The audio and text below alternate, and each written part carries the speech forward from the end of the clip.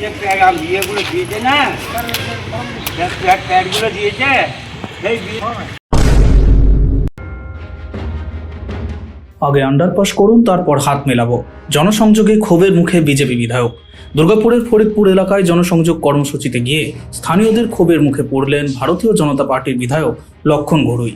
প্রধানমন্ত্রী নরেন্দ্র মোদীর উন্নয়ন সংক্রান্ত চিঠি বিলি করতে গিয়ে তিনি মানুষের সঙ্গে কথা বলার সময়ই বিক্ষোভের মুখে পড়েন।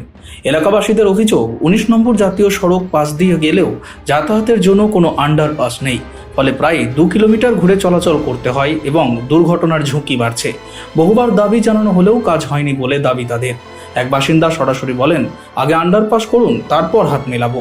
ঘটনা ঘিরে রাজনৈতিক চাপানুতর শুরু হয়েছে। রাজ্যের মন্ত্রী প্রদীপ মজুমদার কটাক্ষ করে বলেন, এতদিনেও কাজ না হওয়ায় মানুষের ক্ষোভ প্রকাশ পাচ্ছে। যদিও বিধায়কের দাবি তিনি এলাকায় উন্নয়নের কাজ করেছেন এবং মানুষের সমর্থন তার সঙ্গে আছে। এর ব্যাপারে আমার কোনো মন্তব্য করা ঠিক নয়। ওনার এলাকার মানুষ ওনাকে কি বলছেন, উনি কি কথা দিয়েছেন বা উনি কি আগে ইঙ্গিত করেছিলেন, এখন যদি না পেরে থাকেন ক্ষোভ তো হবেই। তবে নির্বাচনের আগে ক্ষোভ আরও বেশি বহিঃপ্রকাশ হয়। তো ওনার এলাকার ব্যাপার, উনি কি প্রতিশ্রুতি দিয়েছিলেন, কেন এই ক্ষোভ, কতবার ওদের সঙ্গে মিলিত হয়েছেন এর আগে, এগুলো আমি কিছুই জানি না। সেই কর্মসূচি আজকে নয়, সারা বছর ধরে করি, 5 বছর ধরে করছি।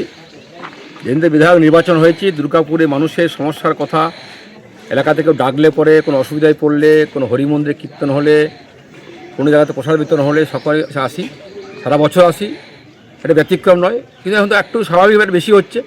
মোদিজি আহ্বান করেছেন সারা বাংলা মানুষের কাছে, বাড়ি বাড়িতে গিয়ে মোদিজির আহ্বানের কথা, মোদিজির চিঠি, বাংলার উন্নতি, বাংলার ডেভেলপমেন্ট কী হবে তার চিঠি আমরা বিলি করছি।